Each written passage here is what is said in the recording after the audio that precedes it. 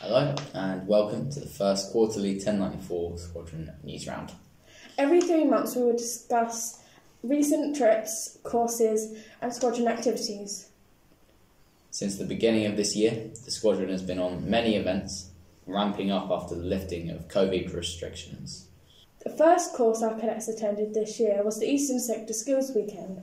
It took place on the 26th of February and all cadets that attended successfully passed their bronze leadership and youth first aid.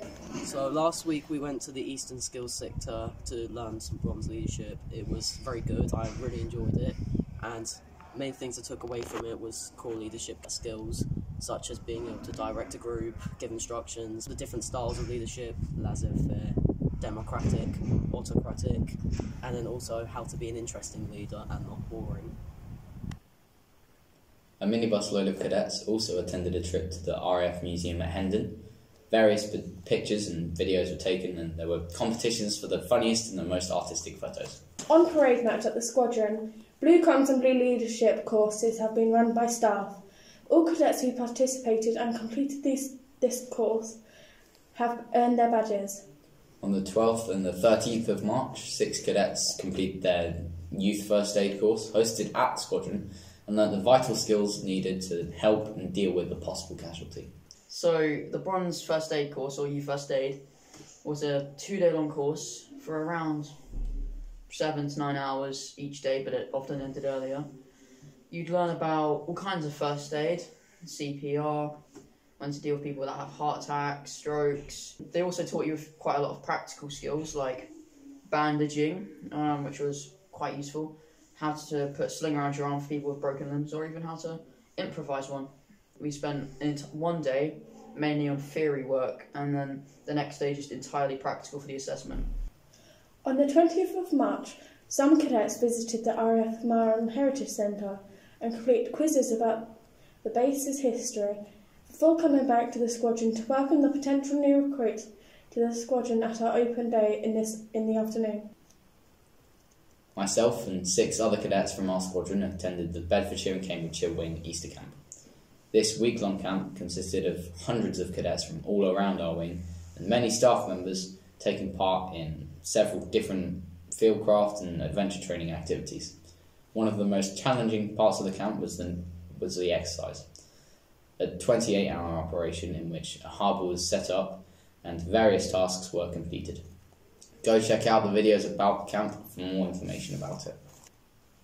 On the 23rd of April, 8 cadets attended the Anzac Parade in Cambridge representing the squadron and paying respect to the fallen soldiers from New Zealand and Australia.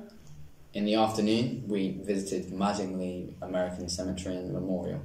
It was an extremely well-kept dedication to the thousands that died from the USA in World War II. There were thousands of graves for the fallen Christian, Jewish and other faith soldiers, and there was a wall with the names of every missing soldier. There was also a building with the history of the USA in World War II, and a beautiful chapel with maps of every front of the war, occupation of countries at different points in the war, and every British and American military base in the UK during the war. Then, of course, it wouldn't be a cadet event if we didn't make a quick stop at McDonald's. We have gained 2 new corporals as well as a sergeant in the past few months. Congratulations to Corporals Montoya and De Blados and Sergeant Monday on their recent promotions. Recently, Sergeant Monday has flown solo in a glider, successfully obtaining his gliding scholarship wings. Congrats to our 2021 intake of cadets that have all successfully passed their first class classification. Cadet Weston has also achieved her Master Cadet classification.